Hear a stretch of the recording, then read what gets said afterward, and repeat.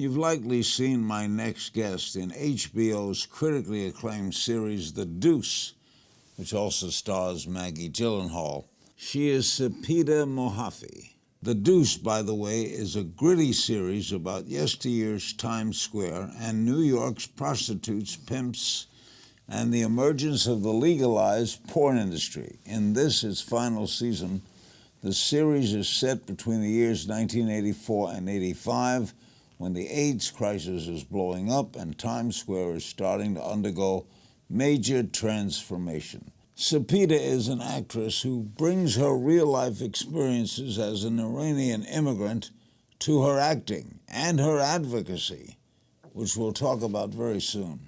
Did you like The Deuce from the start, the script? Yeah, I mean, it was kind of surreal to be involved with, you know, these masters of long-form storytelling, David Simon and George Pelecanos, and anything that they do, I'm in for. So yeah, I was thrilled.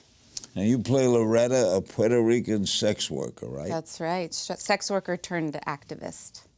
Now you weren't alive during this period, were you? I was not, no. Well, what did you think? Did you learn things from the script? Yeah, from the script, and also I read a number of books, and we have access through YouTube and documentaries of footage, obviously, from that period. And we had a lot of people who were involved, who were active during the period, like Wendy Kaminer, who's a lawyer, and Annie Sprinkle, who was a sex worker and porn star herself. And we had these people as advisors on our show. As This well is last season, though, right? Yeah, last season. Well, throughout, since the beginning, we've had these people involved in the show. And you play a gay Iranian woman on Showtime's new series, The L Word, That's Generation correct. Q, right? Yeah. You go for different parts. I do.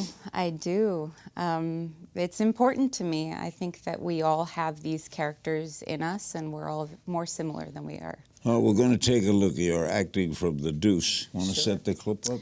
Sure, yeah. In this scene, I'm asking Abby, who has mentored me off the streets, if she would come with me to D.C. I'm going to be one of those selected to testify for the Meese Commission.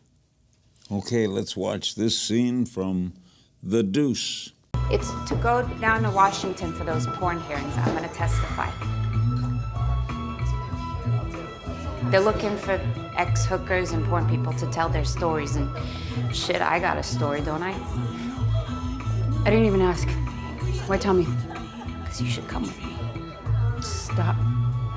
You were one of the people who started the movement. Now something's really happening, and you're not with us. We want the same things. Not really. How can you say that?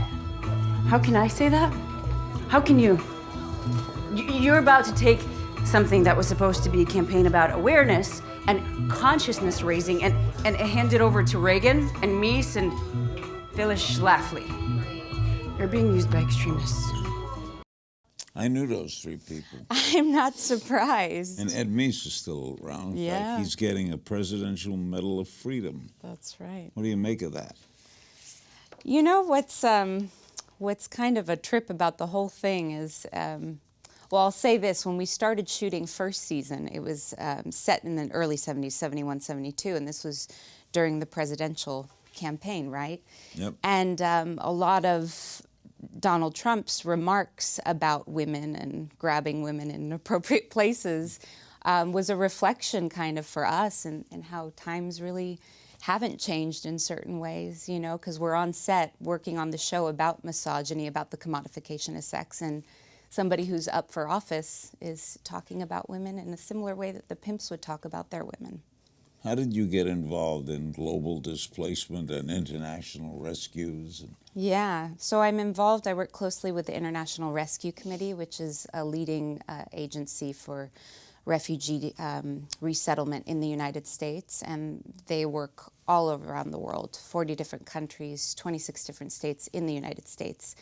And I myself come from a refugee family. I was born in Germany, Regensburg, Germany, in a refugee camp. And both of my parents fled in the years following the revolution and the Iran-Iraq war. They lived in Turkey for a period, and then Germany, where I was born, and shortly after we came here. So it's been in my blood. It's always been a point of passion for me. And now, as I have this growing platform, I think, and especially in this period, I think it's essential to use whatever chances I have to bring awareness. Rudy Giuliani became mayor of New York after the time period in which the Deuce is set. That's right. And he generally is credited with cleaning up New York. Sure. Would you agree with that? I think for the period, he definitely helped in the gentrification of New York and cleaning it up, as you said. He served his purpose. What do you think happened to Julie? I mean, I knew him, Sure. Rudy, very, very well. Yeah. And especially after 9/11. Yeah. This Rudy Giuliani is not recognizable to that one. No, I mean, with a lot of people, this is what's interesting about my job. It's interesting to watch people kind of spiral out of control when they feel like they lose that sense of significance. And I feel like he's really latching on to a sense of significance that he feels he's lost. And now tell me about, first, this fundraiser you're a part of in New York City with the mayor's office. Yes, actually, I'm spearheading this fundraiser HBO is sponsoring, and it's for the Mayor's Office of Immigrant Affairs in New York, as well as the International Rescue Committee.